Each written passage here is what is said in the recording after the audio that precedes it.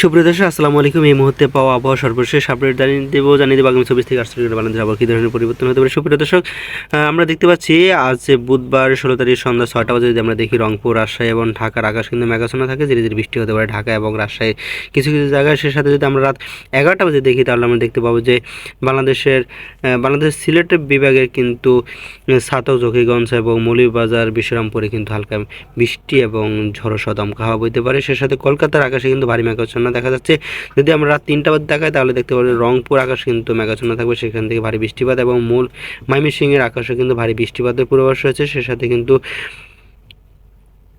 আমরা দেখতে পাচ্ছি সিলেটে কিন্তু বজ্র সহকারে শিলাবৃষ্টি এবং কালবৈশাখী ঝড়ের একটা সম্ভাবনা রয়েছে বিশ্বরামপুর এবং মৌলভীবাজারে রাত 3টা বাজে। সে সাথে যদি আমরা বৃহস্পতিবার যদি আমরা 17 তারিখ যদি আমরা দেখি তাহলে দেখতে পাচ্ছি যে সমস্ত বাংলাদেশে কিন্তু আকাশ মেঘাচ্ছন্ন থাকবে, ভারী বৃষ্টিপাত হওয়ার সম্ভাবনা আছে ঢাকাতে।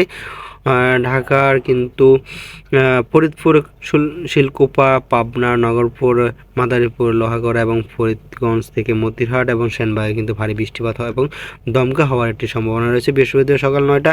এর সাথে যদি বেলা বাড়ার সাথে সাথে অর্থাৎ 1টা যদি আমরা দেখতে পাবো যে রংপুর, রাজশাহী, ঢাকা অর্থাৎ চট্টগ্রাম সহ সিলেট এবং সমস্ত বিভাগীয় শহরে কিন্তু আকাশে মেঘাচ্ছন্ন থাকবে এবং ভারী বৃষ্টিপাত হওয়ার সম্ভাবনা রয়েছে কিন্তু বৃহস্পতিবার বেলা 1টার দিকে। সে সাথে যদি সন্ধ্যা 6টা বাজে দেখি তাহলে দেখতে পাবো যে রাজশাহীর আকাশ মেঘাচ্ছন্ন থাকবে, সেখানে ধীরে ধীরে বৃষ্টিপাত হতে পারে।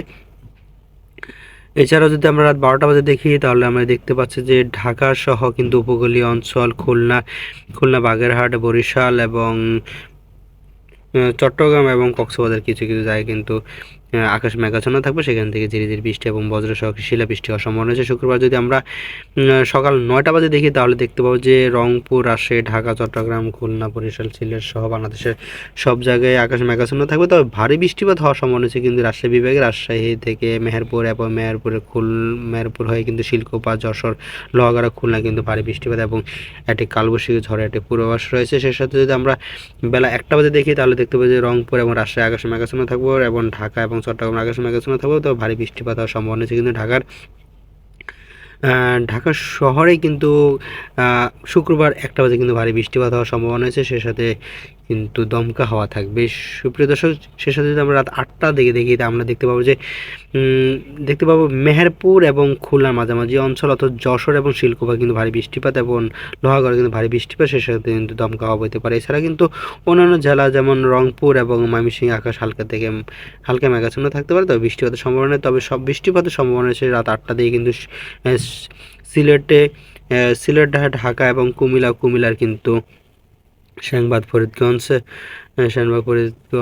সেই সাথে যদি আমরা আরেকটু কাছ থেকে দেখি তাহলে দেখতে পাবো যে হাজীগঞ্জ অর্থাৎ চাঁদপুর বিভাগে কিন্তু বিভিন্ন জায়গায় ভারী বৃষ্টিপাত হওয়ার সম্ভাবনা রয়েছে শুক্রবার 18 তারিখ রাত 8টা পর্যন্ত। সে সাথে যদি আমরা রাত 11টা বাজে দেখি তাহলে দেখতে পাবো যে উপকূলীয় অঞ্চলে কিন্তু দক্ষিণ বঙ্গোপসাগর থেকে আগত জলীয়বাষ্প বাংলাদেশের দিকে ধাবিত হবে, সে সাথে কিন্তু উপকূলীয় অঞ্চলে ভারী বৃষ্টিপাত এবং দমকা হাওয়া বইতে পারে। সে সাথে কিন্তু কলাপাড়া এবং ভারতের হলদেবাড়িয়ায় কিন্তু ভারী বৃষ্টিপাত, সে সাথে মহেশখালীতে কিন্তু বজ্রসহ শিলাবৃষ্টি এবং কালবৈশাখী ঝড়ের একটা পূর্বাভাস রয়েছে। সুপ্রিয় দর্শক, এই ছিল আবহাওয়ার পূর্বাভাস।